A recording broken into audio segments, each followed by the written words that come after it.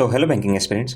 जैसा कि 2025 में सारे बैंक मेंस एग्जामिनेशन में, खास करके क्लर्क बैंकिंग मेंस एग्जामिनेशन में इस बार ये पैटर्न देखा गया था कि काफ़ी स्टैटिक पोर्शन पूछा जा रहा है। तो अब बैंकिंग एग्जाम में सिर्फ बैंकिंग अवेयरनेस और नॉर्मल करंट अफेयर्स के साथ साथ हमको करंट स्टैटिक पार्ट को भी कवर करके चलना होगा। और उसमें से ही एक इंपॉर्टेंट टॉपिक है हमारा सस्टेनेबल डेवलपमेंट गोल यानी कि SDG।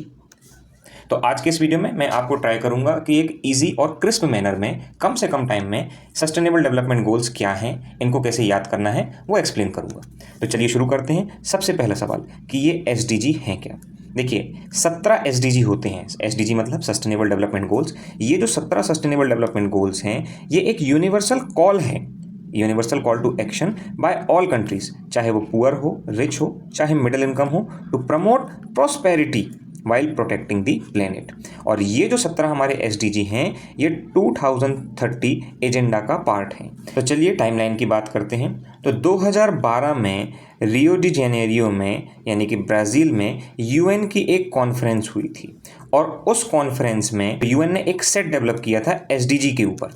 और 25 सितंबर 2015 को, ये डेट इंपॉर्टेंट है, 193 जो UN मेंबर्स उन्होंने एडॉप्ट किया था 17 SDG उस जनरल असेंबली में। और ये जो गोल्स हैं, ये ग्लोबल प्लान है to build a better and more sustainable future for all. अच्छा, गौर कीजिएगा, 25 सितंबर 2015 को 193 UN मेंबर ने इसे अडॉप्ट किया था, लेकिन ये जो 17 SDG हैं, they came into force from 1 जनवरी 2016। इन 17 SDGs के अंदर 169 टारगेट्स को रखा गया, जिसमें से मेजॉरिटी ऑफ द टारगेट्स की टाइमलाइन है बिफोर 2030। अच्छा, ये जो हमारे 17 SDG हैं, इनमें कोई भी लीगल बाइंडिंग नहीं है। अगर कोई UN मेंबर कहता है कि मैं इसे अडॉप्ट नहीं करूँगा, तो उसके ऊपर कोई लीगल एक्शन नहीं होगा। और ये जो गोल्स हैं, ये सोशल, इकोनॉमिक और एनवायरमेंटल के नज़रिए से इंटरकनेक्टेड हैं। तो ये हैं वो 17 सस्टेनेबल डेवलपमेंट गोल्स। अब देखिए, एग्जामिनर रैंडमली आपसे पूछ सकता है कि बताइए 10th नंबर का सस्टेनेबल डेवलपमेंट गोल कौन सा था। तो इनको याद करना काफ़ी ज़रूरी हो जाता है और ये हमें 1 by 1 याद होनी चाहिए, है ना, कि 2nd नंबर पे कौन सा था, 8th नंबर पे कौन सा था। तो चलिए इसे एक शॉर्ट ट्रिक से याद करने की कोशिश करते हैं। नंबर 1 क्या है? No poverty. देखिए, सबसे पहले बात किसकी आती है? पैसे की। पैसा आएगा, पॉवर्टी खत्म होगी। आपने पैसा कमा लिया, फिर आप जीरो हंगर यानी कि आपने पेट भर के खाना भी खा लिया। अब पैसा कमा लिया, पेट भर के खाना भी खा लिया, तो अब आपकी गुड हेल्थ हो गई और वेलबींग हो गई। अब इन तीनों के बाद जब आपने सारी चीज़ें कर ली, आपके पास पैसा भी है, पेट भी भरा हुआ है, आपकी वेलबींग भी अच्छी है, तो आप फिर क्वालिटी एजुकेशन लेंगे। क्वालिटी एजुकेशन लेंगे तो आप जेंडर इक्वेलिटी को समझ पाएंगे।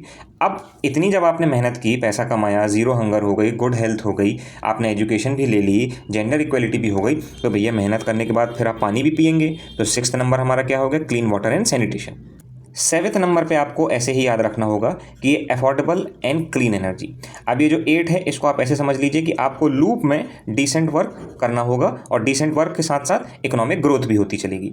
9 को आप याद रख सकते हैं I9 प्रोसेसर से, इंडस्ट्री, इनोवेशन एंड इंफ्रास्ट्रक्चर।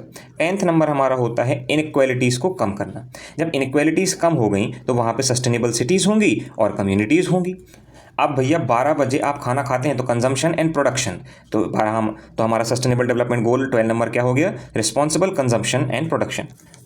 12 के बाद आता है 13। 13 को आप ऐसे याद रख सकते हैं कि 13 पे कोई ध्यान नहीं देता है यार, और वो क्लाइमेट एक्शन है, वही सबसे ज़्यादा इंपॉर्टेंट है। फिर भैया अपन चलते हैं 14 नंबर पे। 14 नंबर पे लाइफ बिलो वाटर। अब बिलो वाटर से थोड़ा अपन ऊपर आएंगे 15 नंबर पे, तो लाइफ ऑन लैंड आ जाएगा। और जब इतना सब कुछ हो गया तो 16वें नंबर पे peace, justice and strong institution भी होना चाहिए।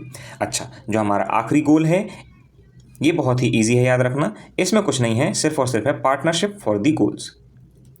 और याद रखिएगा, SDG जो हैं, ये सिर्फ गोल नहीं हैं, ये हर एक नेशन की रिस्पॉन्सिबिलिटी है। तो that's it for the video guys. ऐसे ही वीडियोस मैं ट्राई करता रहूँगा कि वीक में या 10 दिन में एक बार एटलीस्ट ट्राई करूँगा कि वीक में एक तो डाल ही दूँ, है ना। और मेन इस वीडियो को डालने का पर्पज़ ये था कि इससे मुझे भी याद होता चलेगा, है ना, और अगर किसी को इससे हेल्प हो जाए तो और भी बढ़िया है। तो मिलते हैं नेक्स्ट वीडियो में, तब तक के लिए टाटा बाय बाय। और ऐसा ये फर्स्ट वीडियो है चैनल पे, अगर आपको अच्छा लगा हो तो प्लीज़ कमेंट सेक्शन में अपना व्यूज़ ज़रूर शेयर कीजिएगा, अच्छा बुरा जो भी लगा हो। तो चलिए मिलते हैं नेक्स्ट वीडियो में।